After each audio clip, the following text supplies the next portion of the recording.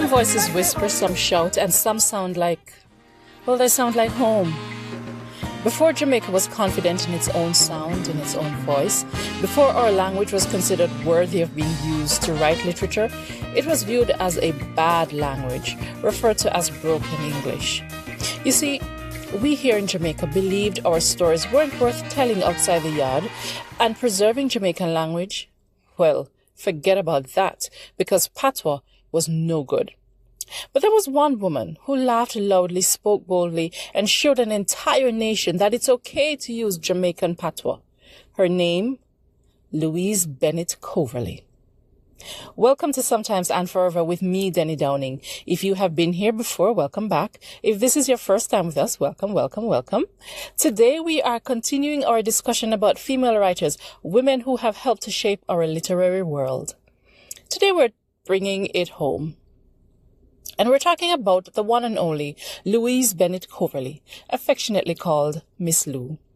She was a poet, a performer, a cultural revolutionary, a woman who turned everyday Jamaican speech into art and made it okay to sound Jamaican.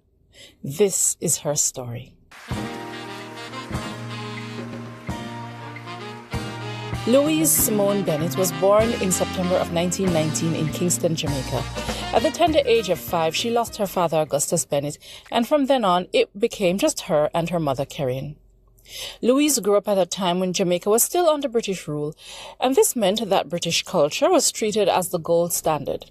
To be proper was to sound English. To demonstrate how educated you were, you had to erase your accent and talk good, because Jamaican patois was bad. It was for the uneducated masses who were doomed to poverty and degradation. So, if you wanted to be successful and catch out in a life, you had to leave behind the rhythms of the street and the yard. But for Louise Bennett, when she heard Jamaican patois, she didn't hear something that people needed to be ashamed of and cover their mouths every time a "yes, my dear" came out. Rather, she heard music, she heard humour, and most of all, she heard emotional precision, a language that came straight from the heart. Jamaican patois was not crude, it was alive. While others were being taught to suppress it, Louise was memorizing it. And she found a way to use Jamaican patois as a mirror people could use to see themselves more clearly. As a young girl, she loved performing. She loved words, she loved storytelling, and that love would change the course of Jamaican culture forever. Her talents won her a scholarship from the British Council in 1945. And Louise Bennett became the first black student to study at London's Royal Academy of Dramatic Art. Clearly, she was talented. Now imagine, if you can, a Jamaican woman in England surrounded by polished accents, learning to perform in the heart of the empire. Many people in her position would have tried to blend in, to be more British, but Miss Lou did the opposite. She carried her Jamaicanness with her every step of the way. Her unmistakable talent and unique voice earned her 2 radio programs on the BBC. These were Caribbean Carnival from 1945 to 1946 and West Indian Nights in 1950. She used these programs to bring Jamaican patois to the seat of the British Empire. Miss Lou returned to Jamaica, and now she had sharper tools she could use to elevate Jamaican speech, not replace it. She began writing poetry in patois. This was at a time when it was unheard of, and many considered it shocking. People wondered if this could be poetry. Can it be a work of literature? Who will even take it seriously? Well, Miss Lou had an answer. The people already do. Her poems captured market chatter, domestic quarrels, church gossip, gender expectations, class tension, colonialization. She tackled these big social issues with humor, not bitterness, because laughter, she knew, could carry truths much further than anger. Miss Lou didn't just write poetry, she performed it. Indeed, her work was meant to be heard and performed with feeling and life. It was not to be quietly read.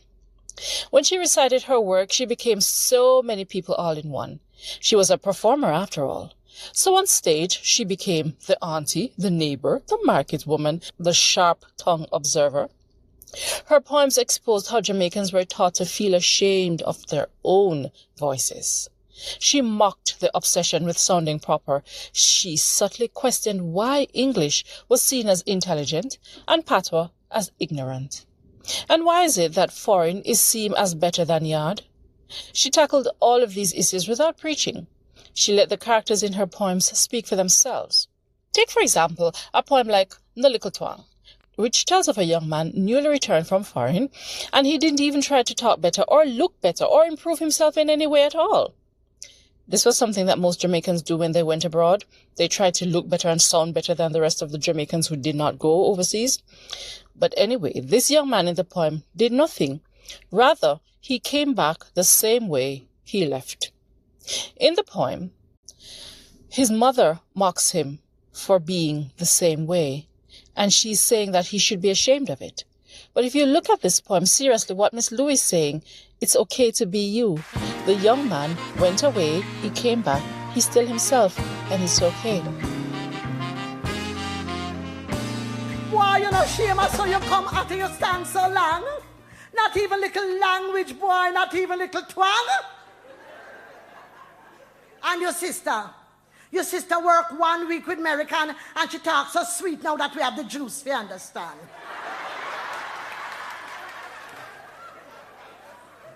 Boy, you couldn't improve yourself and you get so much pay. You spend 6 months of foreign and come back ugly same way. Not even a drapes trousers. Not a pass the rhythm coat. Boy, not even a gold teeth, not a gold chain around your throat. Suppose I last my pass go introduce it to a stranger as my lamented son that lately come from America. Them would have laughed after me, boy, I couldn't tell them so. Them would have said me liar was I spent time on Moko. Don't back answer me, boy, you talk too much, shut up your mouth. I don't know how you and your father are going to make it out. If you want to please him, make him think you bring back something new. You always call him Pa. This evening when him comes, say Pooh.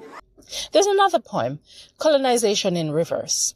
In this poem, she flips the narrative of migration and empire, and she talks about foreigners colonizing Britain.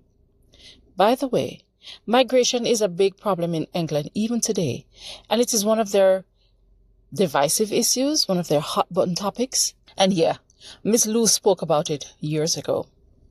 In Banzo Killing, she addresses violence with wit and moral clarity.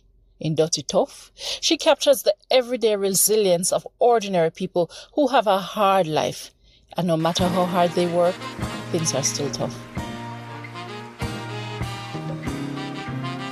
The ground is hard. We chose this poem because it is very relevant to the times now, though these verses were written many years ago. But Dirty Tough means not just that the ground is hard, but the times are hard. So it's rain or fall, but dirty tough. The rain is falling, but the ground is hard. Sun a shine, but things not bright. Do a pot a boil, bickle not enough. River flood, and rain a fall. Rain a fall, but dirty tough. Nowadays the times so hard, when you ask Maddie how them do, them afraid you take it, tell them back so them not answer you. Not care how much we da work for hard times, still in our shot. We da fight, hard time a beat we. They might raise we wages, but £1 gone and pound we pay and we not feel no merriment. For £10 gone and pound we food and £10 pound we rent. Saltfish gone up, mackerel gone up, beef and pork gone up same way. And when rice and butter ready, them just go up a holiday. Cloth, boot, pin and needle gone up. Ice bread taxes, water rate, kerosene, oil, gasoline gone up. And the pound devaluate. The price of bread gone up so high that we have to agree to cut we hype and bread and all turn dumpling refugee. And all them maga smaddy, whether go on like fatty sin, all them they whether fast with me, I left them to dumpling. Sun a shine and pot a boil, but things not bright. Bickle not enough. River flood, rain a fall, but water scarce and dirty tough. Miss Lou made people laugh at their situation and then realize what they were laughing at, that they were actually laughing at themselves. Her wit and skillful use of the language transformed the ordinary into something unforgettable. Miss Lou didn't just limit herself to writing and stage performances. She became a familiar voice on radio, especially through programs like Ring Ding. Children across Jamaica grew up hearing Anansi's stories that she told, Jamaican folklore, Jamaican folk songs, and Jamaican proverbs. We can say without a doubt that Louise Bennett-Coverley, Miss Lou, single-handedly preserved oral traditions that might otherwise have faded away. Not everyone celebrated her, though. She had her critics. Some accused her of encouraging bad English, holding Jamaicans back by encouraging them to speak patois, and making the country look unsophisticated. But Miss Lou never wavered. She understood that language is power. She knew that if you can make people ashamed of how they speak, you can make them ashamed of who they are. Her work wasn't anti-education, and it was not anti-British. Miss Lou wasn't protesting and telling people to fight the empire. No, she believed that Jamaicans could master English and honor patois at the same time and without apology. And you know what? History has proven her right. We see it all around us. There's so many people speaking Jamaican patois, even if just for show. In 1954, Louise Bennett married Eric Coverley. They had no children together. Miss Lou has no biological children, but she did gain a stepson through her marriage, and she has raised several adopted children. Miss Lou traveled and lectured extensively on Jamaican folklore and music.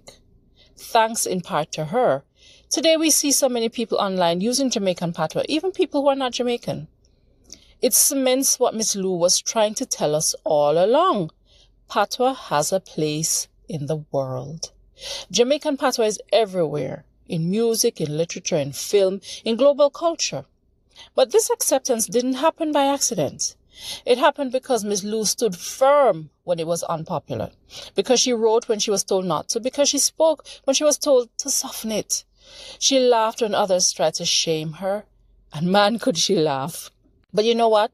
She made Jamaicans know it was okay to sound like themselves, and that's something we needed to hear at the time. Louise Bennett once said, in essence, I'm paraphrasing here, she said that Jamaican speech carries its own logic, its own beauty, and it has its own heart. Miss Lou knew that language is memory. Language is a form of survival and identity. Miss Lou's voice still lives in our Jamaican creative expressions, and in everyday conversations peppered with words we're no longer afraid to use. This is why she belongs on our list of female writers who shaped our world. Miss Lou wasn't just telling stories. She was telling us Jamaicans that it's okay to be who we are. Thank you, Miss Lou. And thank you for listening to Sometimes and Forever. If this episode moved you, share it with someone who you think may enjoy this conversation. And until next time, take good care. And as Miss Lou would say, walk good.